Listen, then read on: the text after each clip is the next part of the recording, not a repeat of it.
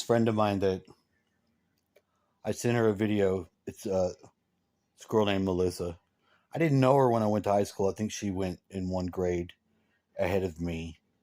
But we were friends on Facebook, and without having any prior, like some people I knew from school, and at different times, maybe after I had graduated, I interacted with them and shit like that. I never knew her at school at all, but we became friends on Facebook, and I've seen her out. So she's like a local from the neighborhood where we all came from. And years ago, I was going to go and see my kids. I went back to Houston. I wanted to try to live there, and I couldn't. They weren't going to let me. I was going to work with my friend Jeremy, because he was doing some shit where he was he hold on. He was doing the car that drives in the parking lots at night and sweeps them out like a vacuum cleaner. And the dude goes with the leaf blower on his back and he blows the leaves and the other car comes and it like sucks them up. I don't know what it did with them. Maybe it shredded them. Why am I stuck? I was stuck. So I tried to fill out for that job. They're like, yeah, no, you can't pass the background check. I'm like, what the fuck? For what? It's for attacking cops. It was for attacking cops. That's going to end up being the only thing that's going to be on there. And see what's fucked up is I didn't attack the cops. These cops totally lied on the stand about arresting me in a town when they left their jurisdiction and came into my mom's house and arrested me. They stun gunned me. Don't take me, bro. I didn't do anything.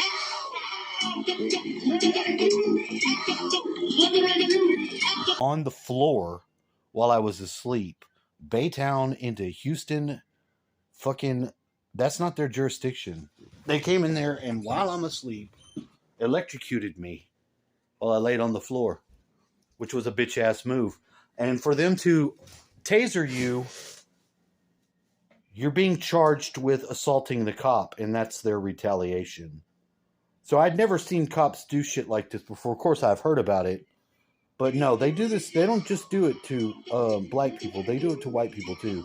They lied about where I was arrested. They wrote a whole different scene up at the location where I got into an altercation. They didn't arrest me there.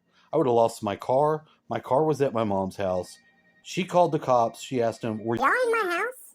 They just hung up. How did his car get here? We arrested him here. Well, how did his car get at my house? Click, hang up. Because they lied. That means that woman that I married got on the stand and lied with them. Every one of those cops lied. Her dad got up there and he lied. So my son, wherever you may be, young man, we went to go see my son, both of them. They were in Baytown and I was in Houston. This was after all of that. This had all passed. This was done with. I think her dad had already even died. Actually, I think she still was living there. I don't know. I don't know. To be honest, I don't know. Was it after that you went and lived over there? Yeah. This was when I got into the fight with her and her dad. It was a long time ago. It was before I didn't get in trouble after I went back because it was after 2012 when I got in trouble with, and it was there in that place at her apartment she got with her dad, which was weird, cringe as fuck. Anyway, so my ride to go see my kids had fell through. I was going to go with somebody, and my friend Melissa took me. She's like, "Well, I'm going to Ross. I'm shopping. I'm buying some fucking ladybug shit."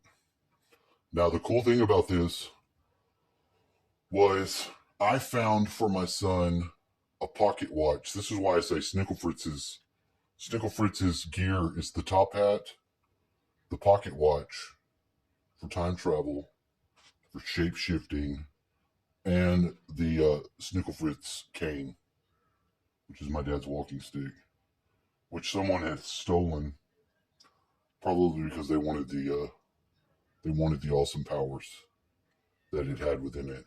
It's the only reason to do that, and that's what happens with gang stalking is they come and steal weird shit from you because it'd been in this house forever. Just like my keys being gone. That's another gang stalking ass thing because they were here. They should not be missing. Like my license, other weird shit. We have paranoia, not phenomenon occur, and you would be like, "Oh, you just lost it." Bullshit, motherfucker. Bullshit.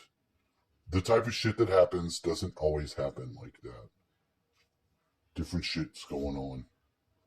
And some of it's not explained by, oh, you're just a dumb stoner. You forgot where your shit was at. It's not always the answer. No. So on the way there, I find this pocket watch. It's a Jesse James commemorative because he robbed a train. It had a train on it. Crazy Wild West train. Jesse James commemorative pocket watch. So I got that for my son. Then when I got there, it was in this month too, because his birthday would be on the 17th. Her birthday's today. I just contacted her. I didn't consciously know, but with her, this is what I like about her. We have that easily connection thing going on. I always sync up with her. Like this event synced up because it was her birthday, and I am fond of her. You know, I like that chick. I think she's married to a friend of mine. Well, it wasn't. Well, it was a schoolmate, and if I were to interact with him, we would be friends.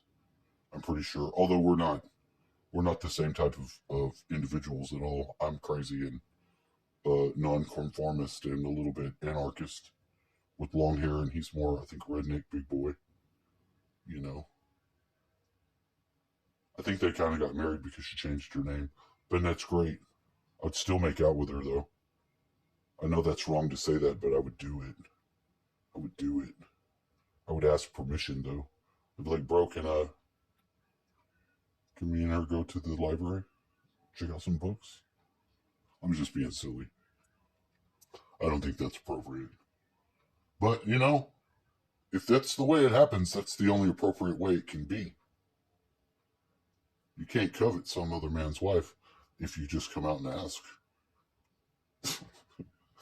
Yeah, no, not appropriate. It's the truth though. I would rather somebody ask me, "Hey, bro," you know, because I had some infidelity in with my wife and my relationship,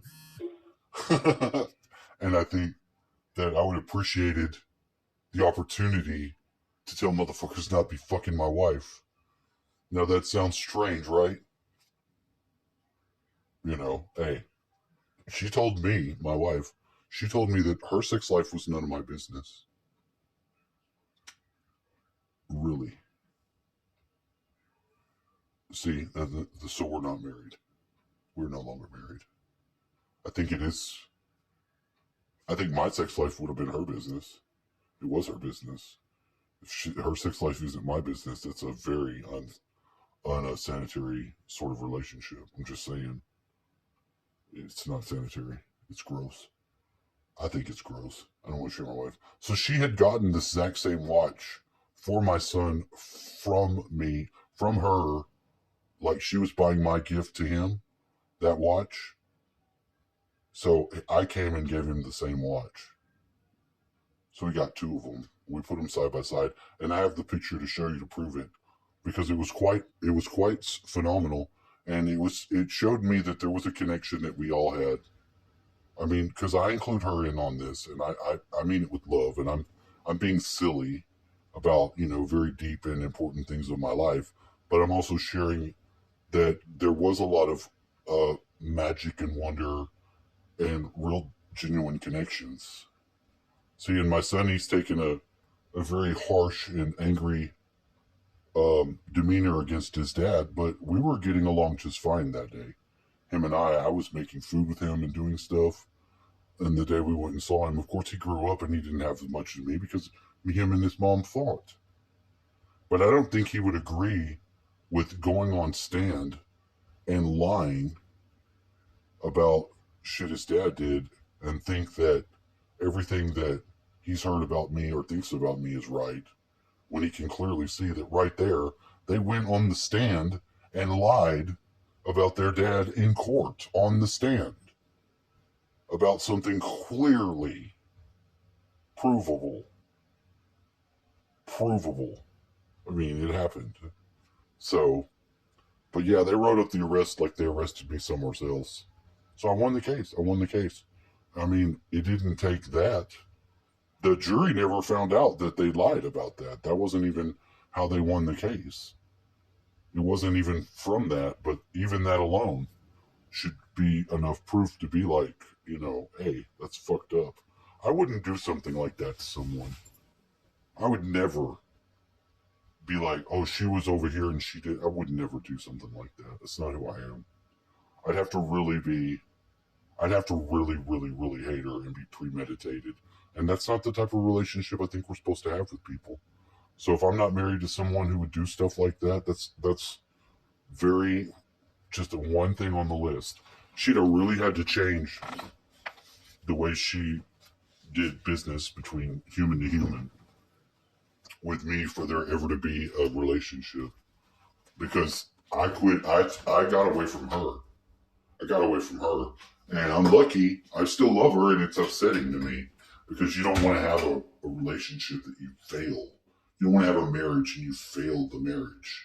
It's very depressing. People don't want that, but people also have to be honest and they have to not lie about who they are and what they do. If people can communicate, people really can be happy. Anyway, have a wonderful day.